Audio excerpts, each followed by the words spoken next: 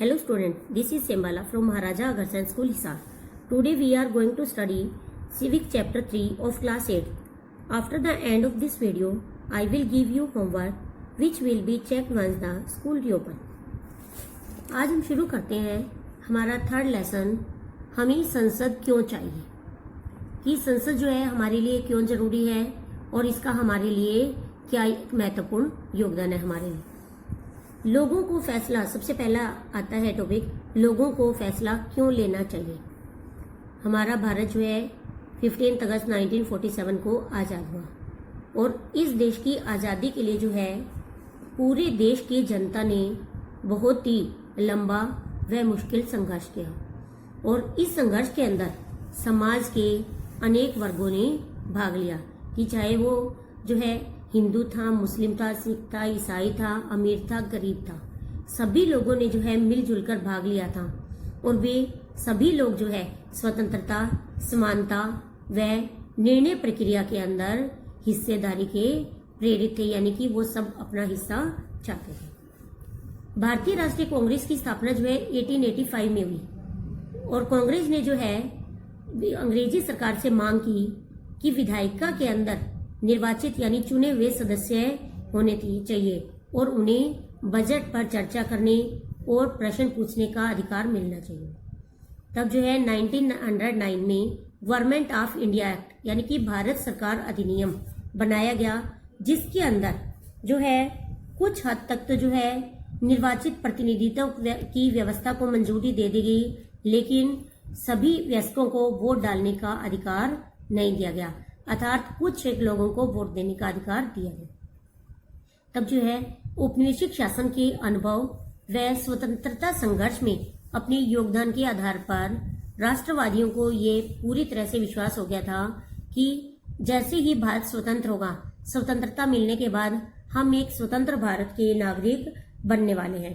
इसका मतलब ये नहीं था कि सरकार जो चाहे कर सकती है, हमारी भी जो है देश के अंदर इसमें हमारी भी भूमिका अहम होगी। तब जो है संविधान के अंदर सार्वभौमिक वयस्क मताधिकार को अपनाया गया।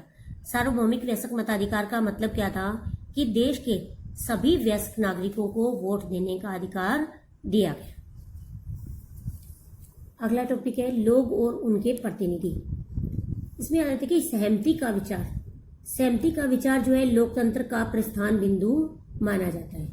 इसका अर्थ होता है, सहमति का अर्थ क्या होता है कि चार स्वीकृति और लोगों की हिस्सेदारी और लोगों का निर्णय ही जो है लोकतांत्रिक सरकार का गठन करता है। अर्थात लोकतांत्रिक सरकार में जनता ही अपने प्रतिनिधि को चुनती है, इस कारण जनता का सबसे महत्वपूर्ण योगदान रहता है। व्यक्ति सरकार को अपनी मंजूरी कैसे देता है, यानी कि कोई भी व्यक्ति सरकार को अपना निर्णय कैसे सुनाता है, चुनाव के जरिए। लोग जो है संसद के अंदर अपने प्रतिनिधियों का चुनाव करते हैं और इन्हीं निर्वाचित प्रतिनिधियों का समूह जो है वो सरकार बनाता है। तो ये जो जनता द्वारा चुने गए प्रतिनिधि हैं, इनके समूह को संसद कहते हैं। संसद जो है सरकार को नियंत्रित करती है और उनका मार्गदर्शन करती है। तो कि भारत के अंदर जो है ईवीएम यानी इलेक्ट्रॉनिक वोटिंग मशीन का प्रयोग जो है 2004 के आम चुनावों में पहली बार किया गया। इस चुनाव के अंदर जब ईवीएम का प्रयोग किया गया तो ईवीएम का प्रयोग करने से लगभग 1.5 लाख पेड़ों की रक्षा हुई, क्योंकि जो ये मतपत्र यानी कि जो वोट डालने के जो है मतपत्र बनाए जाते थे, उनकी छपाई के लिए कम से कम 8000 टन कागज बनाने के लिए 1.5 लाख पेड़ों को काटा जाता। संसद की भूमिका, यानी कि हमारे देश में संसद जो है देश का सर्वोच्च कानून निर्मात्री संस्था है, यानी कि कानून बनाने वाली सबसे महत्वपूर्ण संस्था है और संसद के पास जो है अनेक महत्वपूर्ण शक्तियां प्राप्त है, क्योंकि इसमें जो है जनता के द्वारा चुने गए प्रतिनिधि होते हैं। संसद के मुख्य रूप से 2 सदन है, राज्यसभा और लोकसभा। संसद को निम्नलिखित काम करने पड़ते हैं, अर्थात संसद कौन कौन से महत्वपूर्ण कार्य करती है ये पढ़ते हैं।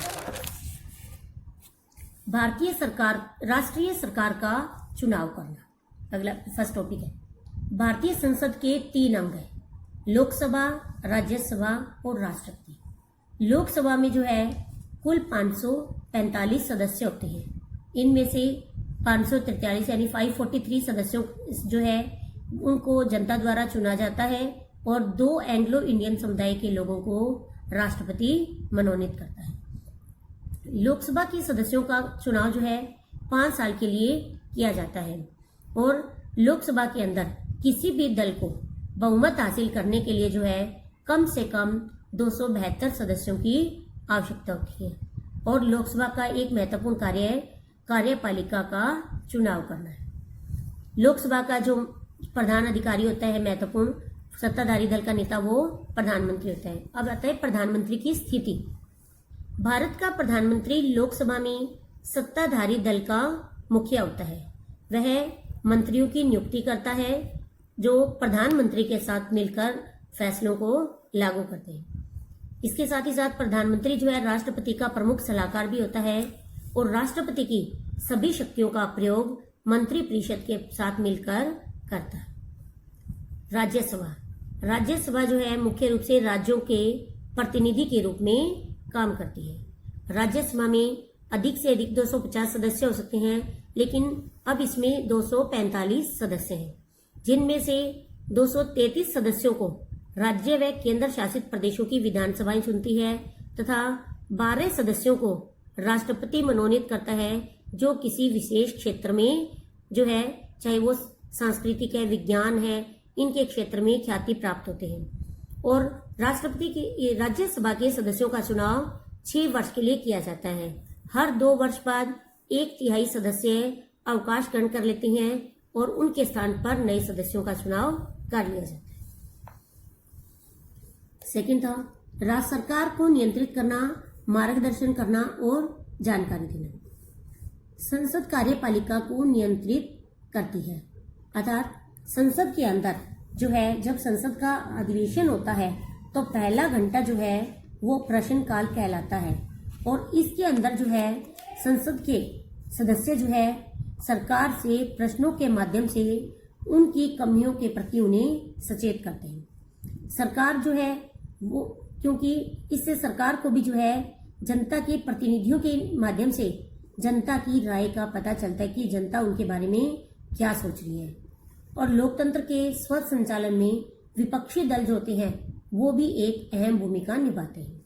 अब इनकी भूमिका क्या है कि वे सरकार की नीतियों व कार्यक्रमों की कमियों को जनता के सामने लाते हैं, अर्थात विपक्षी दल जो है सरकार की नीतियां, कार्यक्रम की उनकी छोटी से छोटी कमियों को जनता के सामने प्रस्तुत करते हैं और अपनी नीतियों के जरिए जो है जनता का समर्थन हासिल करते हैं। संसद जो है सरकार को नियंत्रित करती है, उसका मार्गदर्शन करती है और उसके बारे में सूचना देती है। और जनप्रतिनिधियों के रूप में संसद जो है संसद को नियंत्रित, निर्देशित व सूचित करने में सांसदों की अहम भूमिका होती है। सांसद यानी विधायकों की भूमिका अहम होती है। कानून बनाना, अर्थात संसद का सबसे महत्वपूर्ण कार्य होता है कानून बनाना। संसद में कौन कौन लोग होते हैं? संसद में जो है विभिन्न पृष्ठभूमि वाले लोग होते हैं। ग्रामीण क्षेत्र से क्षेत्रीय दल के सदस्य और या फिर जिन समूहों और तबकों यानी वर्गों ने अब तक संसद में जिनका कोई प्रतिनिधित्व नहीं था, अब जो है चुनाव के जरिए वो जीतकर सत्ता में आने लगे हैं। इनमें जो है दलित, पिछड़ी जाति व अल्पसंख्यकों वर्गों की राजनीति में हिस्सेदारी दिन ब दिन बढ़ती जा रही है। संसद में कुछ सीटें अनुसूचित जाति व जनजाति के लोगों के लिए भी आरक्षित की गई है। अभी कुछ समय से जो है महिलाओं के लिए भी आरक्षण का सुझाव पेश किया जा रहा है, क्योंकि 60 साल पहले संसद में केवल 4% महिलाएं थी और आज भी उनकी संख्या केवल 9% तक ही मुश्किल से पहुंची है। तो इससे जो है पता चलता है कि संसद में महिलाओं की भूमिका बहुत ही कम है। गठबंधन का मतलब होता है गठजोड़, यानी कि जब चुनाव के अंदर किसी एक दल को स्पष्ट बहुमत नहीं मिलता तब जो है कई राजनीतिक दल मिलकर सरकार बनाते हैं, तो उस गठबंधन के द्वारा बनी गई सरकार को गठबंधन सरकार कहा जाता है। तो ये था हमारा लेसन और इसके क्वेश्चन जो आप लर्न करेंगे और अपनी नोटबुक में राइट करेंगे।